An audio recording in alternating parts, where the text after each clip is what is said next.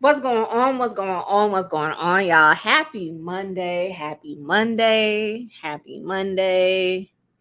I know another day, another dollar, or however you want to put it. So yes, I like I said, Mondays be Mondaying. As the homie Vanna says, but I always do genuinely look forward to Mondays because so I can share them with y'all in our Monday night live.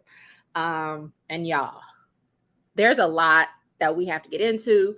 I'm rocking and rolling solo dolo though, and I hope everyone out there had a great weekend. You know, Cinco de Mayo weekend. Hopefully, if you kicked it, you didn't kick it too much, or you were able to recover and recuperate accordingly, and had a great and safe time. So yes, hopefully you had a great weekend. And for this Monday Night Live, I am rolling solo dolo. I know. I'm rolling solo dolo, but don't fret. The homie Vanna will be rejoining me next Monday. So throughout this broadcast, if you have any questions, any comments, any concerns, please post them. I'll definitely be addressing them to you all, answering questions that I can, and I can follow up with folks as well after this broadcast. So please, because we're going to be covering some interesting topics tonight. Very interesting topics tonight in the county, and as well as when we talking about our lovely St. Louis City. So are y'all ready to get into this? Are you ready to get into this? Because I am ready to get into this. Yes. All right, you all. So we are going to start with the St. Louis County highlights. So there are three that I'm going to lift up as far as what the St. Louis County Council discussed last week. So the first highlight during a committee of the whole meeting, the St. Louis County Council, they discussed proposed changes to St. Louis County's Indoor Clean Air Act. Now, me and the homie Vanna, we discussed this during a previous Monday Night Live, and you know, I want to lift this up because they have revisited this last week, and this meeting was over 2 hours long, y'all. Do you hear me? It was over 2 hours long. And so again, to revisit now, the reason why the health department is looking to make changes to St. Louis County's Indoor Clean Air Act is because y'all know we approved the legalization of recreational Mary Jane in Missouri. So because of that, different things have to be reassessed, definitions expanded, all of that because of the legalization of recreational marijuana in our state. Now, I want people to understand that the purpose of the Indoor Clean Air Act is essentially to protect people from being exposed to secondhand smoke. And why is that important? Because there are hella research, like racks and racks and racks of research that shows how negatively impactful that secondhand smoke has on folks' health outcomes, period. A tele research out there, y'all can listen to it, and you can check out Dr. Cunningham, who serves as the director of the health department. She went into it a little bit during the committee of the whole meeting last week. Y'all can listen to that on Boxcast as well as she breaks it down, but I'm not doing that here. But what I will do, I will play this clip. So this clip is Dr. Cunningham. Again, she is the director of the St. Louis County Health Department. I'm going to play this clip as she breaks down the summary of the proposed changes to St. Louis County's Indoor Clean Air Act. So listen to it. So I am by just kind of summarizing a lot of the changes with the Indoor Clean Air Act. So want to expand the definition of smoking.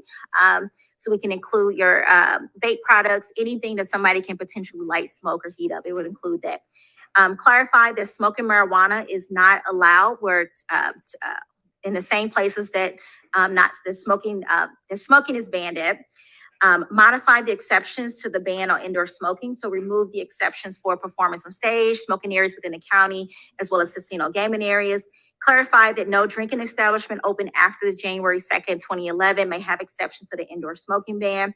And then we changed the definition, we'll remove cigar bar and expanded it with smoking lounge, so we can include for hookah lounges. And again, smoking lounges are not a place that you can consume marijuana, so it does not include that.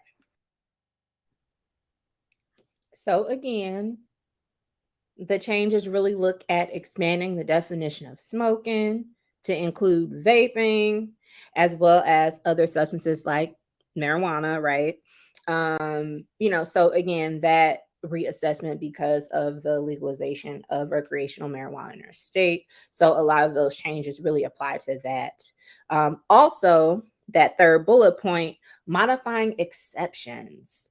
So, there were exceptions on the smoking ban on certain indoor places. And one of those exceptions, casinos. So, we're going to get into, so again, she provided a full presentation. And again, this is build number 53. If people are interested in reading all of the proposed changes that she presented to the St. Louis County Council last Tuesday. So you all can get into it if you want to. And she gave, like I said, her presentation was maybe 15, 20 minutes. And then after her presentation, of course, the county council, they had their opportunities to lift up any questions, comments, or concerns. So I want to play this clip.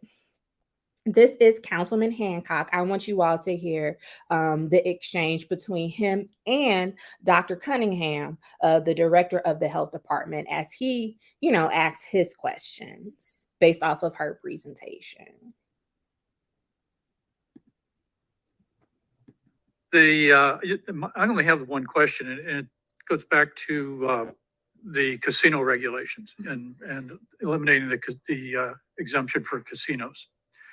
What are our neighbors doing? What does St. Charles County do? What does Illinois allow? What does Jeff? Right. So in the state of Missouri, St. Louis County will be the first to do that. So Illinois, they have smoke-free casinos. Technically right now, how the current bill is written, it's supposed to be 50% non-smoking. I'm not sure what casinos are actually doing, but in Missouri, we will be the first ones to actually do this. In St. Charles, yes, they still allow smoking. I'm not sure if they have that 50% requirement or what their actual rule is, but I do know Illinois is smoke-free, and then I can get you a list of some of the other states. I know Arizona was one. Colorado's a few other states as well. I'm actually more concerned about casinos in St. Louis County losing business to neighboring counties. To go from Harris to whatever the one is in St. Charles is about a 5-minute drive. So if people, I'd be concerned about the impact on their business if we put this into effect. Right.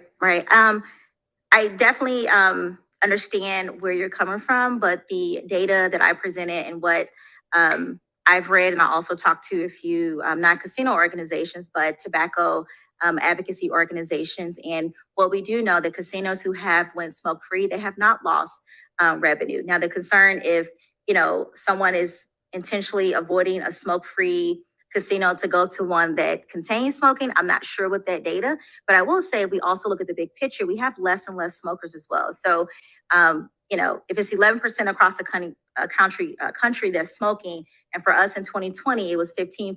If we get new data, it may be lower. So we actually don't have as many people smoking as we did before. So that's one perspective to put it into. It's not the same 15 or 20 years ago, but according to the data that I read, it's actually not a loss in revenue for them.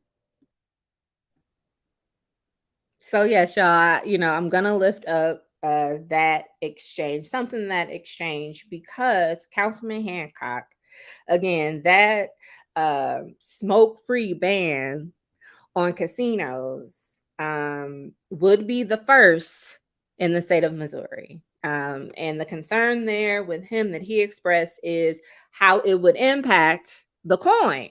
How would it impact the casinos? Because that's coin St. Louis County would be getting, right? And we know St. Louis County, they broke. They're estimating a $40 million budget deficit, right? So when we talk about the bag, St. Louis County bag in any capacity, people gonna be worried about it. And so Councilman Hancock, he wasn't the only council who expressed concerns. His fellow councilman, Trachis and Harder, they expressed similar sentiments around what this could do and how it could negatively impact the casinos in St. Louis County, especially considering there are other casinos in the city. There's also a casino in St. Charles within super drivable distances that wouldn't have these smoke-free bans. So their concerns are about the coins and the dollars and how that could negatively be impacted if this were passed. So, after they provided their 2 cents in their exchange again, y'all, because this meeting was over 2 hours long. I can't stress that. It was over 2 hours long. So then they opened it up to public comments from folks. And there are quite a few people that spoke during public comment. And the first person to speak, to express their concerns or their 2 cents on the bill, I would say, was Michael Julecki. I think, hopefully, I'm not butchering his name. And he serves as the vice president and general manager of Hollywood Casino in Maryland Heights. And he also oversees the River City Casino in Lee, which is in South County. So listen to his 2 cents on these proposed changes that would impact casino operations. As you may know, our 2 casinos are operated by Penn Entertainment, the nation's largest regional gaming operator with 43 facilities in 20 states. In St. Louis County, we currently employ over 1,400 citizens, and in 2022 alone, we paid approximately $145 million in taxes comprised of state, real estate, personal property, admissions, tourism, and Port Authority, amongst others, with much of that supporting our home dock communities, the Hancock School District, and the Port Authority. In addition, we have also spent close to $52 million in capital investments at our property since 2018, and approximately 40% of every dollar that we spend on procuring goods and services are spent with MBE and WBE vendors, which is something we're very proud of. I'm here today regarding the issue of a smoking ban at our facilities that was discussed today and at a recent meeting. 5 years ago, this issue was addressed on the ballot when county residents voted to prohibit smoking on at least 50% of our gaming floors. We supported this reasonable approach that allows us to accommodate both smoking and non-smoking customers, as it does not force our customers to take their business and accompanying tax revenues to the downtown casino or St. Charles County Casino with no such bans in place. In 2020, voters approved St. Louis County Proposition C, which was in effect a new charter. The new charter allowed us to go back to allowing smoking anywhere on our gaming floors with no prohibitions. We decided to maintain the 50% limit again. We believe it's a reasonable approach to satisfy all of our customers. We are aware that the primary topic of discussion is the smoking of cannabis outside of specifically allowed locations in the county. To be clear, we do not allow cannabis smoking at our facilities or anywhere on our campuses and have no interest in any exemptions to allow for the smoking of cannabis at our casino properties anywhere inside or outside of those buildings. We are here to courteously ask the council to respect the will of the voters in 2018 and continue to allow us to accommodate all of our guests' preferences. A total smoking ban that only applies to casinos in St. Louis County would place us at a considerable competitive disadvantage to nearby casinos in Missouri, risk hundreds of good-paying jobs, and substantially impact the tax revenue and significant economic activity our properties generate for Maryland Heights, LeMay, and the county. Woo! Clearly, Mr. Julecki, he ain't come to play. He led with letting y'all know, yo, we are generating hella coins, hella tax revenues that support our babies. They got over 1,000 employees. They're doing the damn thing. And something else, he lifted up this MBE and WBE, the vendors. So for people that are not aware, MBE stands for minority owned business enterprises. So our Black owned businesses, that's included in that. And also WBEs, which are women owned business enterprises. So he's saying, yo, like, we're really intentional about supporting our minority and women business owners. We provide hella coins to support our babies in the school districts and other tax districts. I mean, this would really significantly impact the economic activity, right, in St. Louis County. And something else he did lift up, I wanted to make sure people understood, was that apparently the voters decided on limiting the casino gaming areas to 50%. So half of the areas could go, folks could smoke in half of the areas. And that, the people have spoken about that. So I kind of want to lift those things up now. I'm going to play another clip because he does mention the significant economic activity that could be negatively impacted if this smoke ban was implemented. So what does that mean exactly? Listen to him as he explains that. But in 2022, both casino properties generated $41.3 million in taxes for various local, school, and home dock cities, and paid a total of $37.5 million in total employee compensation in just 22 alone. Should a complete smoking ban take effect and outcomes occur like that of COVID-19 restrictions and requirements for Hollywood and River City casinos compared to St. Charles County and the city, we expect the negative financial impact would be devastating. We estimate a reduction of roughly 30% or $12.5 million less in local taxes paid annually, and a reduction of $11.3 million in employee compensation annually due to expected layoffs because of a significant drop in visitation to our properties. Those figures do not include the certain reduction in the amount of money we would be able to spend on capital improvements to keep our facilities as first-tier St. Louis County attractions. During the period of 2019 through 2023, Hollywood and River City casinos spent close to $52 million on capital projects, technology, new restaurants, physical infrastructure, carpet, additional meeting space, and infrastructure supporting the Centene Community Ice Center and St. Louis Music Park, just to name a few. All those projects required purchasing goods, services, and hiring local contractors, again, with a focus on MBE and WBE inclusion. Should a complete smoking ban take effect, we expect future capital spend will be drastically reduced to coincide with the expected drop in our revenues and visitation. So he laid it out. He laid it out on what would happen if this smoke-free situation became a reality within the casinos. So, and his speech was like 10, 15 minutes long, y'all. So again, if you want to listen to the full thing, you can on Boxcast.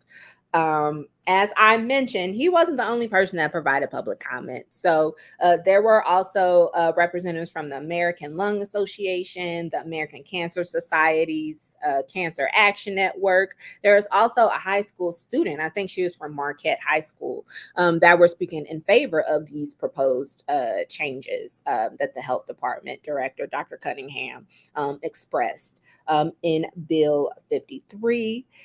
And you also have folks that wasn't checking for it, that were in agreement with Mr. Jalecki here with the casinos. So Maryland Heights city manager and the mayor, both of them said, nah, we don't need this because we need these dollars. So after that, so again, that was the committee of the whole meeting. Fast forward to the actual county council meeting later that evening. This bill number 53, it was on the perfection order of business, and which is not final passage. It's a step before final passage.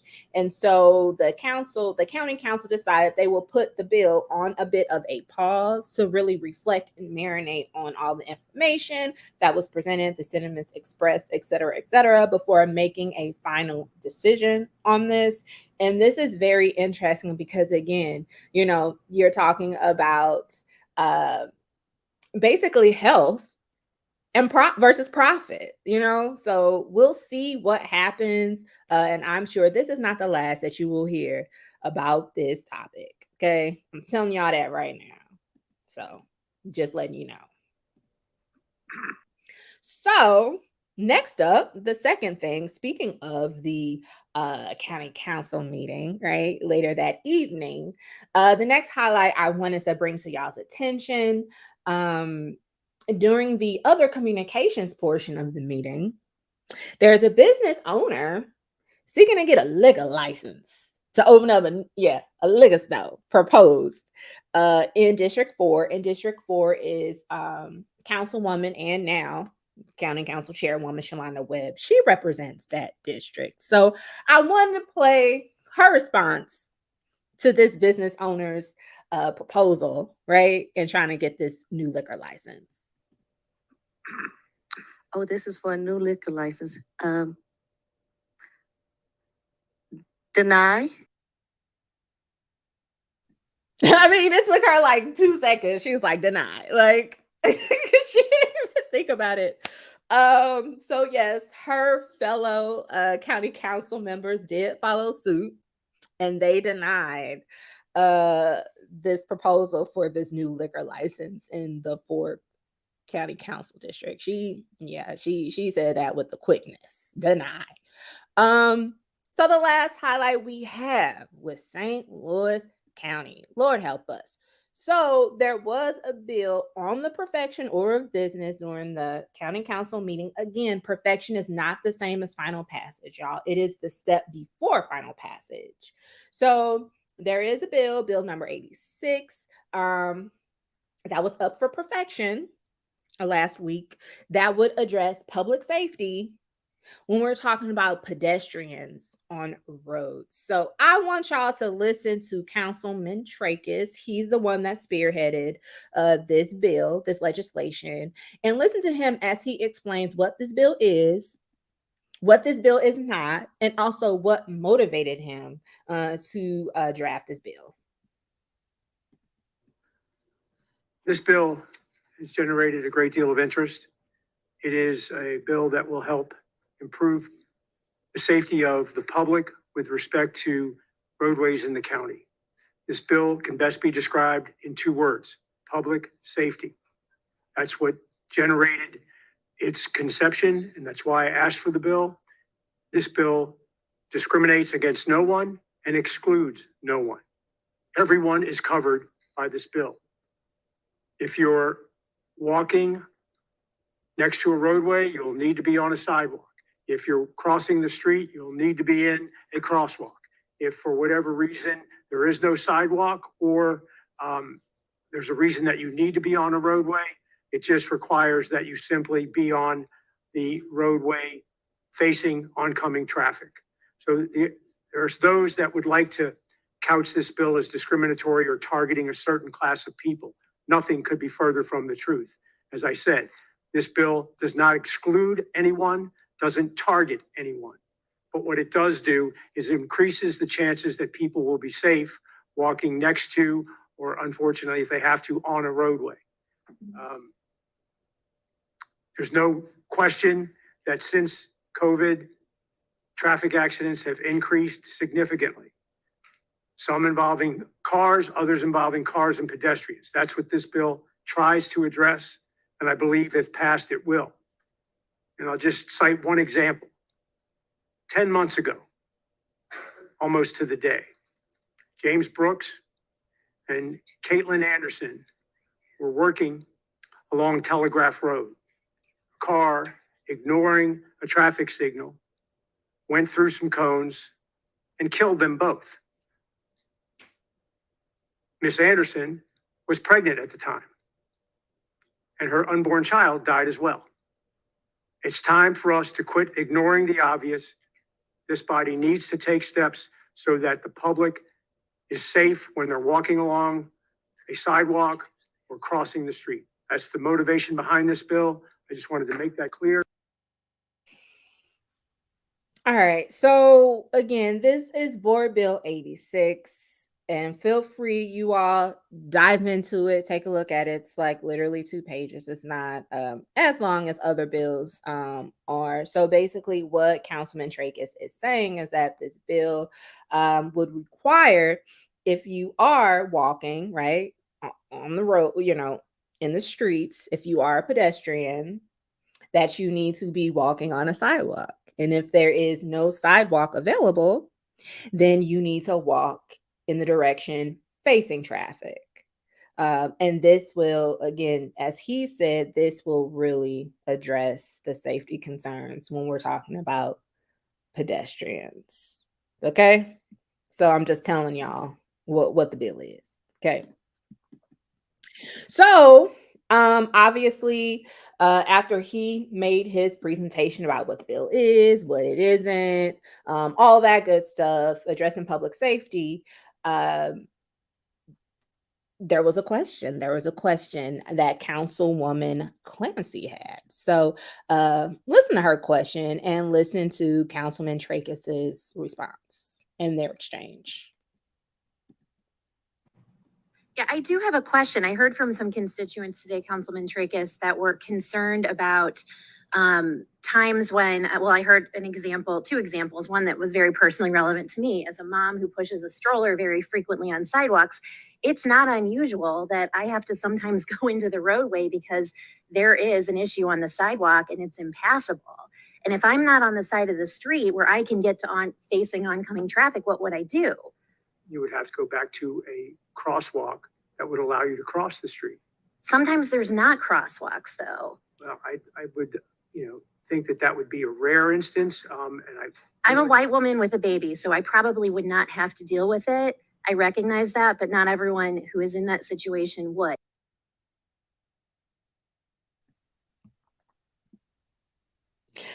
Let me go ahead and get into this. This is kind of my own quick story.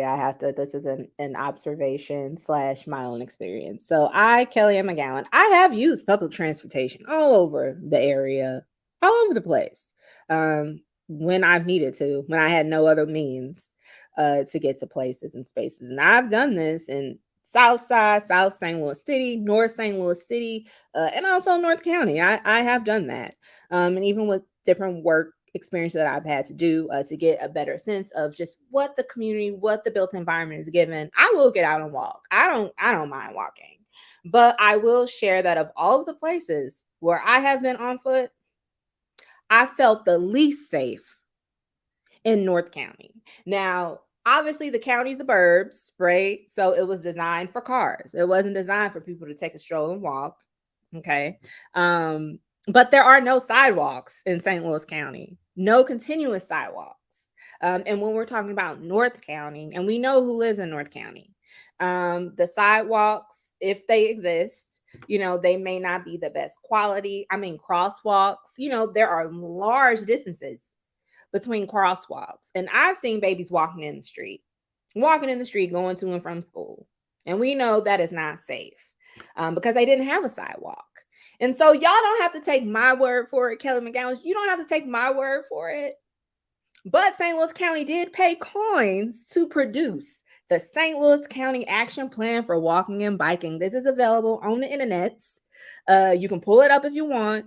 This was released in 2020, 2021, somewhere in there. And the report, it engaged community and asked them what they wanted to see when it came to improvements in the pedestrian infrastructure. So when we're talking about sidewalks and stuff, so it includes what St. Louis County residents had to say in its improvements. And the report also looks at the current needs of the pedestrian infrastructure, so sidewalks and the such.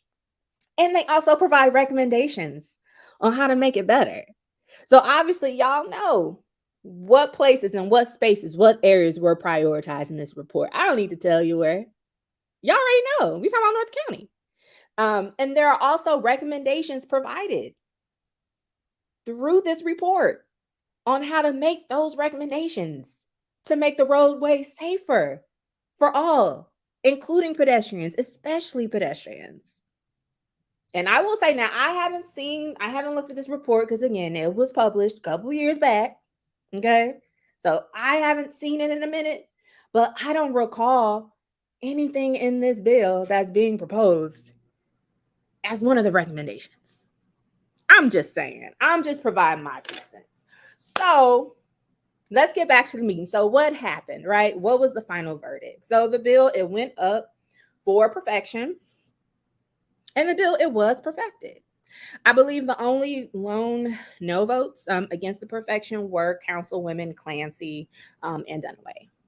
So the bill will be up for final passage tomorrow because the county council, they meet on Tuesdays. So my St. Louis County fam, I provided not one, but 2 very interesting bills that will be up and discussed greatly. So if you have any feelings about it either way, please be sure to reach out, connect with your county council members that represent you, and even ask them to learn more about it.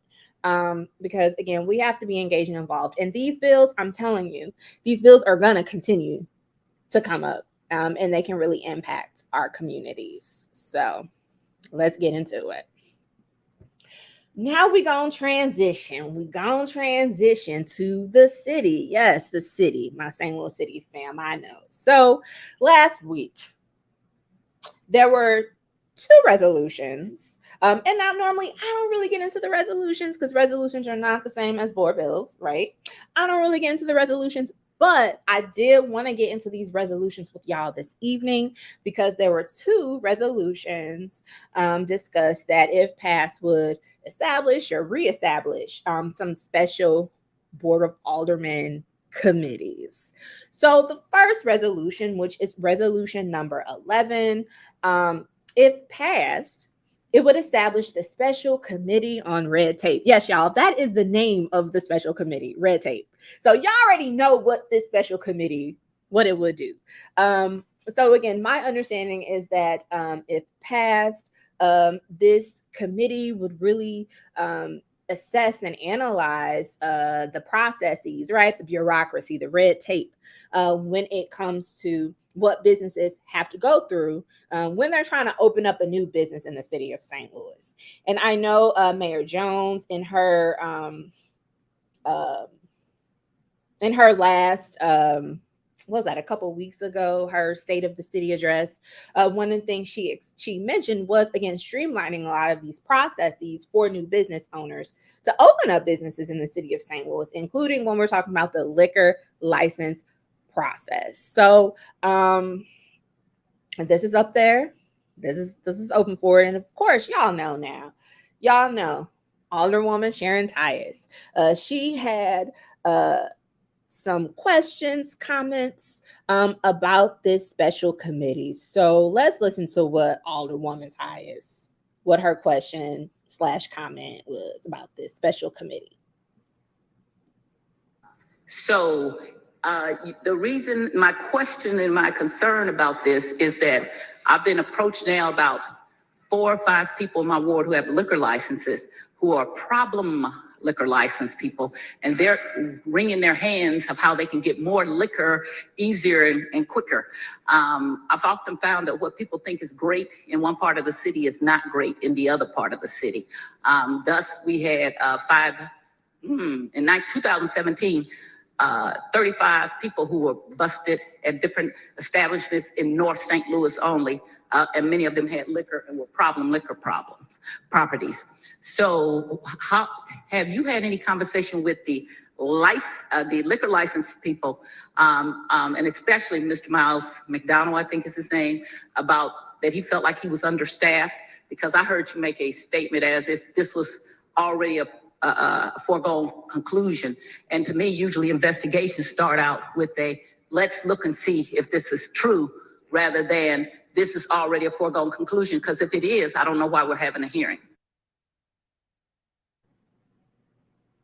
So yes, y'all heard her. She want to know, is this a foregone conclusion or not? Like, what's going on? What's happening when it comes to this? So listen to Alderman Oldenburg. And Alderman Oldenburg, he is really spearheading this resolution and also kind of like leading the efforts on getting this special committee on red tape kind of going. So listen to his response. Secondly, obviously, nothing's a foregone conclusion here, and I think the work of this committee is to bring the liquor license commissioner and his staff in to discuss that as a potential barrier to entrepreneurism. We're just getting started. This is really just to create the committee and come up with some findings and recommendations. Nothing's a foregone conclusion, I can assure you of that. I will tell you that I think it's important to note that the Institute for Justice did a study around opening businesses, and one business in that industry was bars and restaurants. And in the city of St. Louis, it takes 36 steps, 8 different permitting fees, and costs almost $7,000 for someone to open up a bar or restaurant. Now, maybe that's prudent. I can tell you in the world capital, also in this study, the world capital of restaurants in Manhattan, New York, takes the same 8 permitting steps and fees, and it only costs $2,700. So I think if we're charging people a great amount of upfront capital just in permitting fees and in various amounts of steps, it's something that the committee should look at. And I think your point is something that committee is going to take overwhelming consideration on, which is liquor licenses throughout the city and various neighborhoods, and making sure that we're always getting neighborhood and community and resident input. Now, I'm sorry. I have to lift that up what he said, that it costs more money for a restaurant bar to open up in the city of St. Louis than it do in Manhattan. And y'all, I lived in Manhattan. And when I tell you how that cost of living is set up in New York, baby, and NYC, baby, woo! It makes you clutch your pearls. If I had pearls, I would have clutched when I live out there. Because then I'm like, y'all are crazy. This cost of living. So I kind of did want to lift that up. But again, he was speaking to bars and restaurants. And I don't know, last time I checked, there weren't any real sit down restaurants in North City, I don't think. Not at this time. But again, something to think about. And I also do want to lift up, not necessarily bar or restaurants, but I did have a really great conversation with the young sister. She owns a bookstore on the South Side. And she expressed to me just all the hoops that she had to go through opening up her small business. And it was a lot. It was the runaround, people having an attitude. Y'all know how that go. And it was just a lot. And that would deter people from wanting to open up a small business in the city. And obviously we need businesses, right? We need businesses. However, there has to be that balance. Right? To make sure that the businesses are supporting community. Obviously there's revenue. And also though, to, Alderwoman Tyus's point, we have to make sure these businesses are not, quite frankly, they're not a nuisance, right, to our community. So I want to play Alderwoman Tyus's her response to what Secondly, I will say nothing. Oldenburg, to what he had to say. So this was her response to his comment.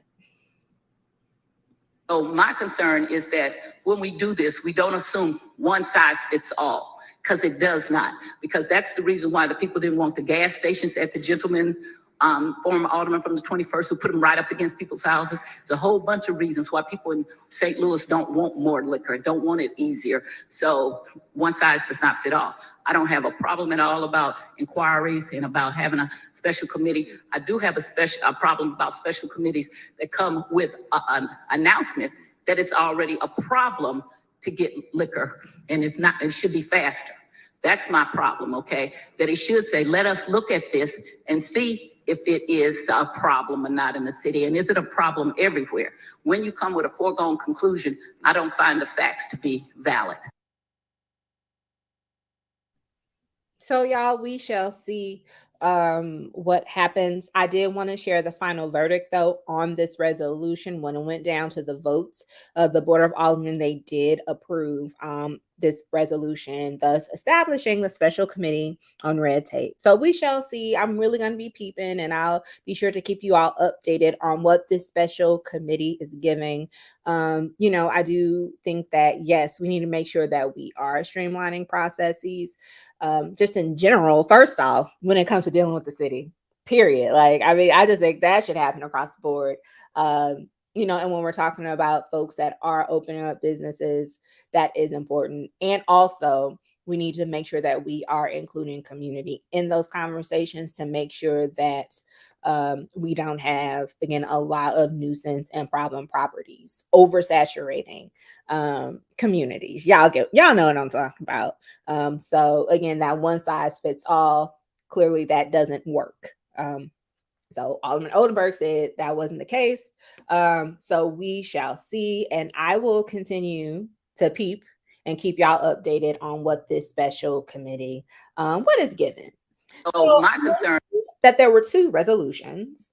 So the second resolution I wanted to lift up was introduced to continue the special committee on long-term healthcare facilities. So this began, this special committee started months and months and months ago, and essentially they really want to continue the work of this special committee. And when we're talking about long-term healthcare facilities, so we're talking about nursing homes, we're also talking about places where folks with various abilities and even disabilities where they reside. So just so people are aware of what that is. So I am going to play this clip. So this is the clerk, Miss Sharita, shout out to her.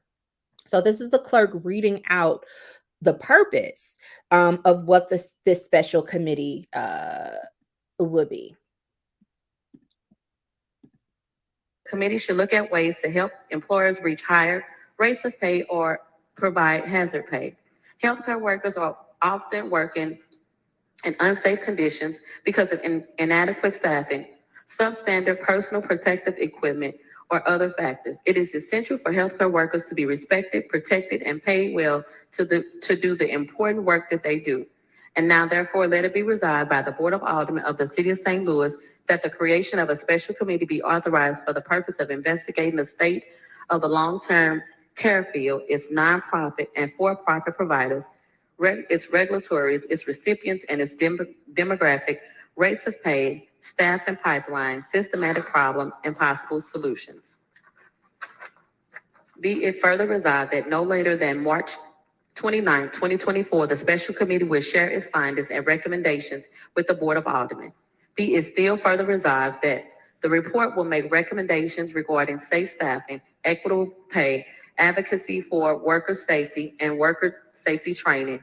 The aforementioned special committee is not limited to size, but may consist of members of the board, older adults, individuals with cognitive or functional limitations, family caregivers, healthcare workforce members who directly provide long-term service and support, those who demonstrate experience in dealing with issues related to long-term services and support healthcare policies, representatives of healthcare interests, individuals from a variety of geographic and demographic groups. The special committee will also seek input from the experts in the fields and work safety, as well as experts in long-term care. Introduced this 5th day of May by the Honorable Rasheen Aldridge, 14th Ward Alderman, and the co-sponsors include the Honorable Alderwoman Daniela Vasquez, Alderwoman of the 6th Ward, the Honorable Ann Schweitzer, Alderwoman of the 1st Ward, the Honorable Shameen Clark Hubbard, Alderwoman of the 10th Ward, the Honorable Alicia Sanier, Alderwoman of the 7th Ward. Adopted this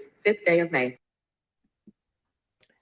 So yes, y'all. So this special committee will really investigate and do a deep dive into the field of when we're talking about long-term healthcare workers and just that field in general. So they will look at things like, making sure staff are kept safe, that their pay is competitive, look at training opportunities. It will look at solutions as well to make improvements because as we all know, right, if we take care of our staffing and people that are working, our workers, everything else is going to be gravy, right? And again, we're talking about folks that are working with some of the most vulnerable populations of people, of residents that we have in our city.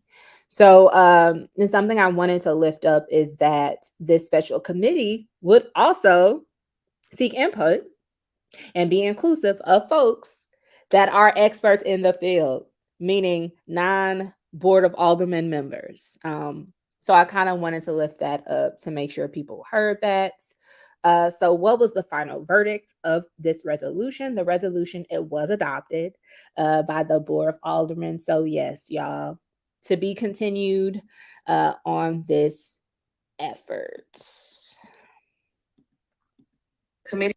So speaking of committees, the Board of Aldermen have released their roster, okay, when we talking about the committee assignments for this legislative session. So first and foremost, honestly, I don't know how many committees they had before this year, but it was more than 8, I'll tell you. So now there are a total of 8 committees. And I'm just gonna kind of lift up a few of them and lift up who the committee chairs are. And again, this was the new process that Board of Aldermen President Megan Green that she went through, where the leadership selected the chairs, and also the Board of Aldermen, they provided preferences of what committees they wanted to join. And from conversations and things I've seen on Twitter, it seems like the people that had their preferences got the committee assignments that they wanted. So look at that. Look at that. So let's get into these committees. So we've got public safety. Alderman Orion is the chair. I want to lift up, y'all, the public safety committee got half of the board of aldermen on that mug. And I mean, as we know, public safety, it is a real issue in our city and in our broader region. The Public Infrastructure and Utilities Committee is being chaired by Alderwoman Ann Schweitzer. We have the HUDs, aka the Housing and Urban Development and Zoning. Jesus, committee got tongue tied there. Alderwoman Clark Hubbard is the chair. Now, what I want to lift up here, y'all, the other HUD's committee members. You got Alderman Shane Cone, Alderwoman Ann Schweitzer, Alderwoman Alicia Saunier, a newbie, and another newbie, Alderman Michael Browning. These folks are they lean a little bit to the left, okay? To the left. So it should be very interesting because, there's been a lot of calls and talk about tax incentive reform when we talk about development. So this is going to be interesting to see how this unfolds in this legislative session. Okay, now again, I'm just getting new to the scene, peeping this stuff for the last 2-3 years, but this is going to be interesting.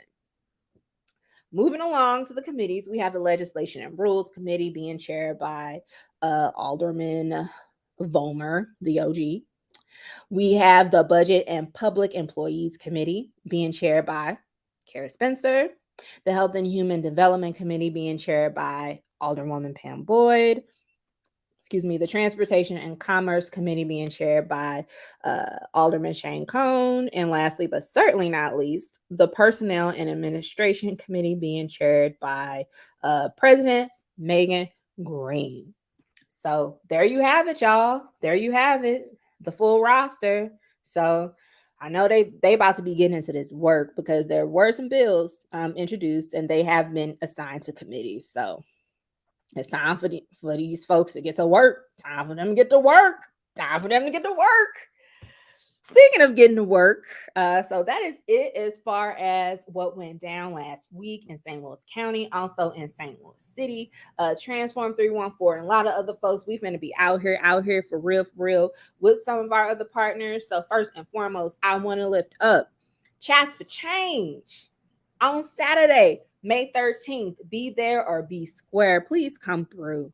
We will be at New Life Family Center. It is located on Goodfellow from 1 to 3 p.m. So we will have a special screening of our animated series, Straight Facts, brought to you in partnership with Generate Health, as well as Raising STL. Shout out to them for their work.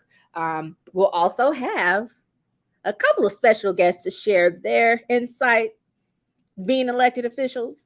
So we will have Mayor of Jennings, Gary Johnson, and Alderwoman Pam Boyd, repping the 13th Ward in the city of St. Louis. They will be in the building to share insight as well as, ways that us as residents, how we can really embody our power for the betterment of our communities. So come out 1 to 3 p.m. and it's free food, all of that. Register on Eventbrite. Also on Saturday, May 13th, y'all know, shout out to We Power Corral and Antoine was on the show last week, plugging and really lifting up their issues assembly event happening this Saturday from 1 to 5 p.m. downtown at Tech Artista. I mean, y'all, they're going to bring everybody together so we can get into this work as far as shaping a policy for community to advocate when it comes to making sure that development centers the needs and is led by community. So 1 to 5 p.m. downtown, they feeding people. They got free childcare. I mean, do it. Do it if you can. Check it out. Also, I know I told y'all we out here, we busy. So Transform 314 will be facilitating a community meetup at the Sumner High School Annex building on Wednesday, May 24th at 6 p.m. We're going to be feeding people and we will have special guests, members of the Board of Aldermen. And I'll be releasing who that's going to be soon. So please make sure you follow us on social media platforms to get that information. But we will be talking about what roles our members of the Board of Aldermen play when it comes to the betterment of our communities, because it's going to take all of us, because y'all know we got a whole hell of a lot of issues that we got to deal with. So once people understand their role and their lane, you know, it makes it easier for us to come together and work together for the betterment of our communities. And then lastly, but certainly not least, y'all know we doing it every month. So May 25th, which is a Thursday at Exodus, me, the homie Vanna, the homie AP, Alan Perkins, we will be doing our thing, kicking it for a cause, talking about what we got to do to address gun violence, y'all, because it is realer than that thing out here. For real.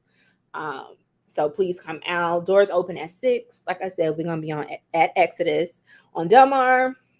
And y'all know we be feeding people. And it'll be a really great time. So please come, network, all those good things as we come together to really come up with a plan to address the betterment and how we can improve our communities. So, woo, Lord, that was a lot. I know. I'm looking forward to next week. The homie Vanna will be joining us again to get into the highs, the lows, and the in-betweens of what we're talking about, local government and things that are going on in the city, as well as St. Louis County. So please, I hope to see y'all on Saturday, maybe, hopefully. If not, y'all know where y'all can find me. Same time, same place next week. So until then, y'all be safe out there and talk to you soon. Peace.